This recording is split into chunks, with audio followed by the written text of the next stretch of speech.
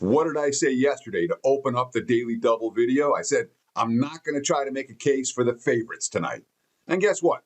Thursday, a pair of NBA playoff games on tap for tonight.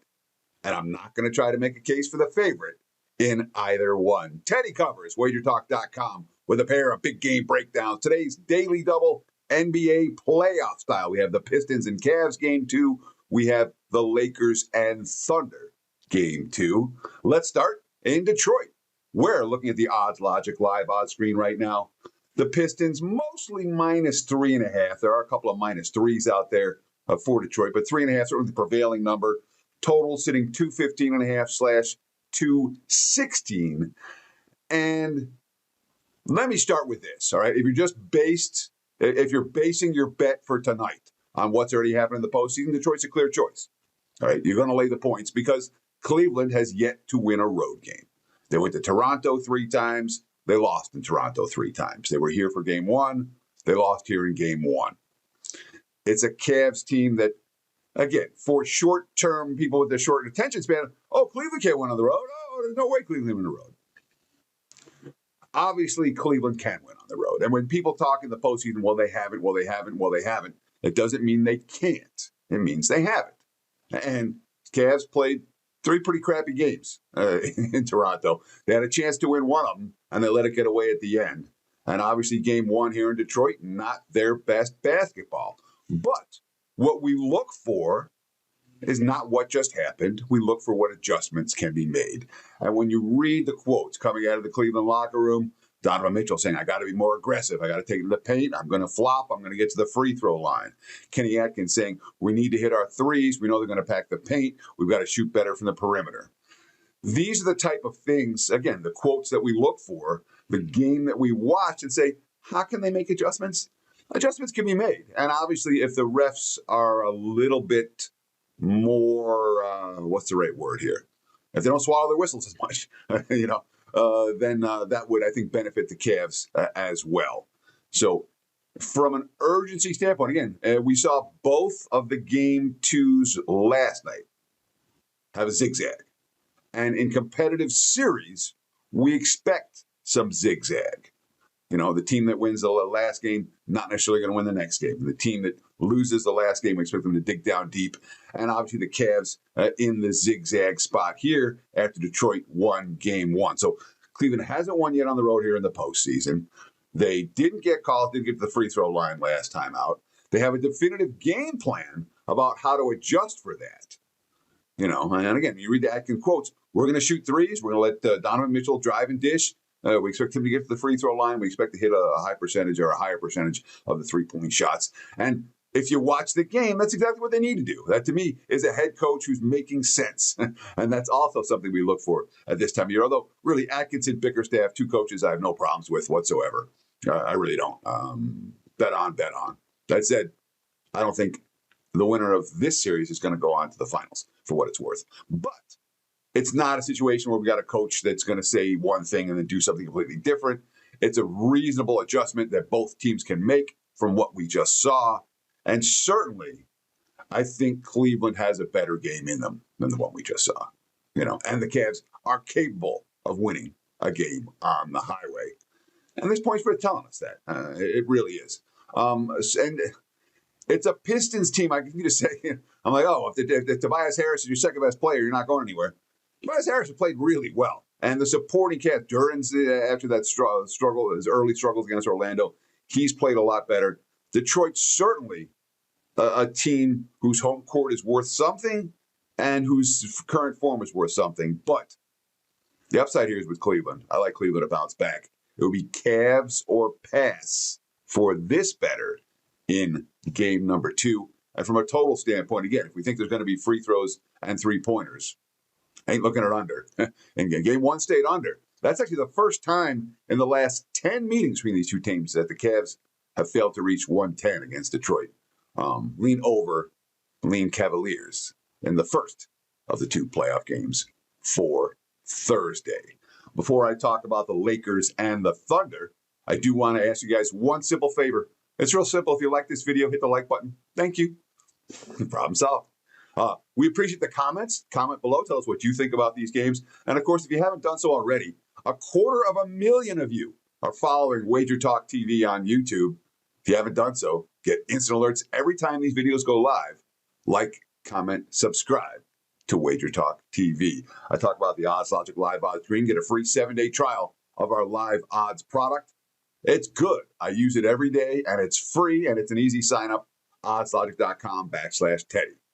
And of course, my homepage at WagerTalk is wt.buzz/TC. That's just a quick link. Again, wt.buzz/TC. I'm running pretty good, guys. We won in the NBA last night. NBA playoffs now 118-86. 58% over the last 5 postseasons. Looking for my 5th consecutive winning postseason.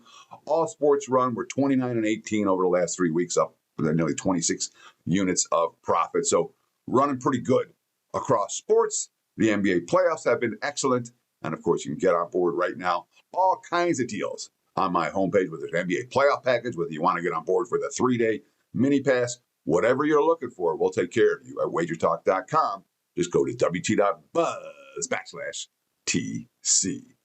All right, we took care of business. Now let's have some more fun and talk about the Thunder and the Lakers. And I had the Lakers plus the points in game 1. That was not a right side. It did not cash. That being said, it wasn't necessarily a wrong side either. Lakers did some good things in that game. All right.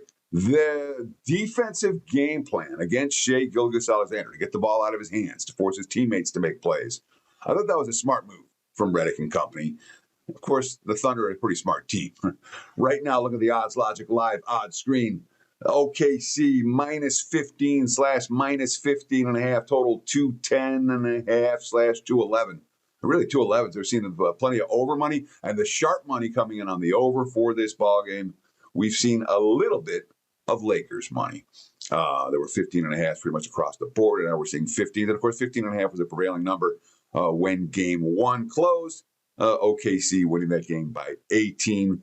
Not despite, the Lakers had a chance to cover that number despite some really ugly shooting. When Reeves goes 3 of 6, Marcus Smart's not a shooter. You expect 4 of 15 efforts from Smart, but when Reeves goes 3 for 16 and Smart goes 4 for 15, they combined 7 of 31. 2 of 13 from beyond the arc, and neither guy gets to the free throw line, and they both turn it over. Yeah, it's going to be a problem for LA. And, it's not like they have the supporting cast that allows them to compete athletically with OKC.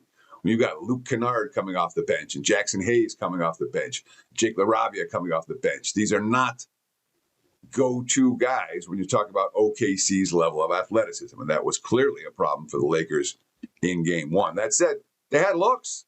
They only scored 90 points in that ballgame. They didn't shoot well from any range. 41% from the floor. Only 10 made three-pointers. Didn't get to the free throw line a whole lot. Only 13 attempts in that contest. And yet, with the poor shooting, with the lack of offensive flow, with several of their key guys not really having a good night, to put it mildly, with the athleticism mismatch on the bench, they're still 1 bucket away from covering as double-digit dogs in a game that OKC played pretty well. So I do lean towards the Lakers plus the points tonight. It's not anything I'm excited about, not anything I'm going to bet. But if I had to play the game, it'd be LA plus, not OKC minus. And from a total standpoint, again, the sharpest money's coming on the over for this contest. And it makes sense. Lakers didn't play a particularly good offensive game. Neither did OKC, to be honest. OKC's got a much better offensive game than the one they just played.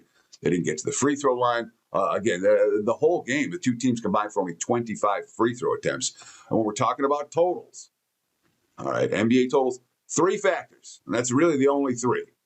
Free throw attempts, 3-point attempts, pace of the game.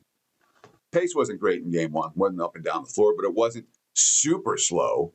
But neither team got to the free throw line, and neither team hit 3-pointers. A combined 23 makes from beyond the arc. We've seen one team make 23 3-pointers in games this year. So it wasn't a game where we saw a lot of points where the clock was stopped at the free throw line. It wasn't a game where You go, these little spurts where someone hits 3, 3, 3, and then boom, boom, all of a sudden that total that was a little bit sluggish now is back into high octane affair. We didn't see that at all in game one. I would not be surprised if we see more free throw attempts and more 3-point makes in game number 2, which has me looking over the total.